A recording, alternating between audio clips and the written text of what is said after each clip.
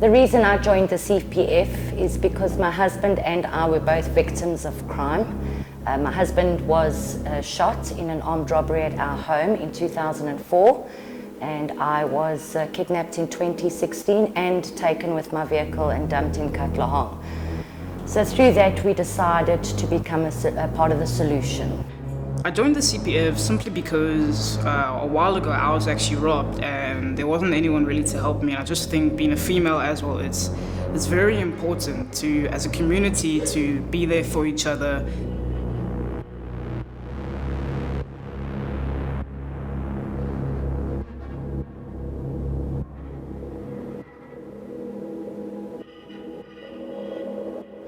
I joined the CPF because I wanted to be part of the community and I wanted to give back to the community.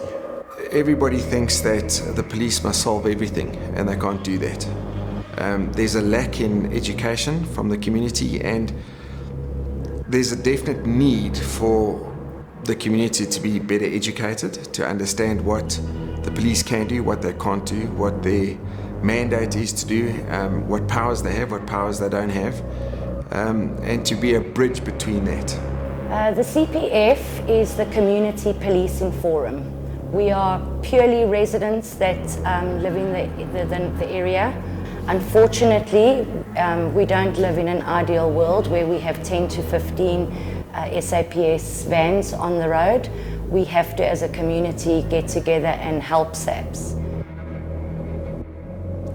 Yeah, I think the youth are affected quite heavily because most of them get mugged on their way to school or from back school, and makes it very difficult for them to also interact on the street. You know, kids can't play on the streets anymore because of the increase of crime.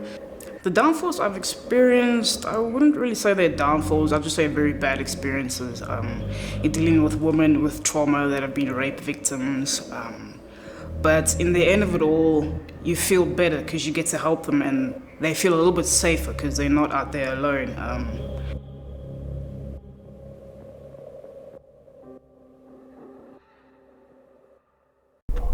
Brute force, St. Mark. Control, how's it? Listen, we've got two guys that are running down Carrier Road. They're making their way towards the cemetery. We're going as fast as we can behind them. I'm sure they're going to make a duck into the cemetery. Can you get the gang to come and give us a hand, please?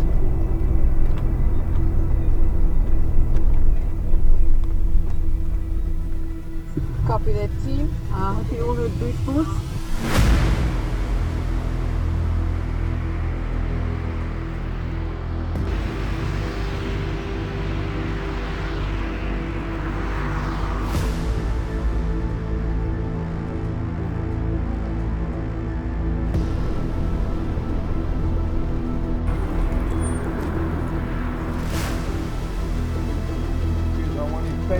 All the way down, along this wall, all the way down to Sidonia Road and Richard Road, and then I want to walk right to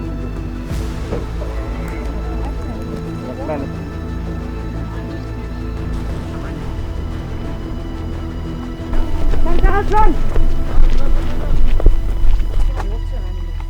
Yeah. This is the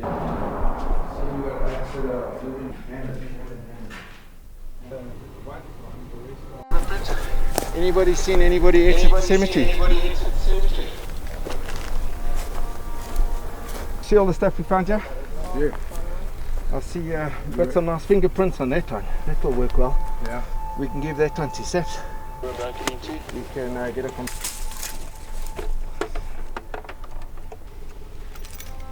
So he's on Sidonia now heading Gorst.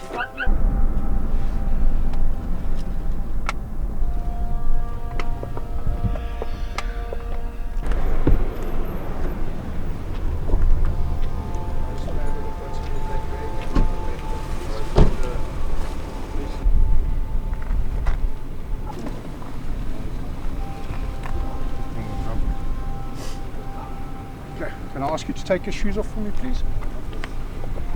The reason why I do this job is because I see so much happening that is so wrong in this town at the moment, or our village as we love to call it. A lot of prostitution, drugs, guest houses that are just opening up and being used as a front for prostitution and drugs.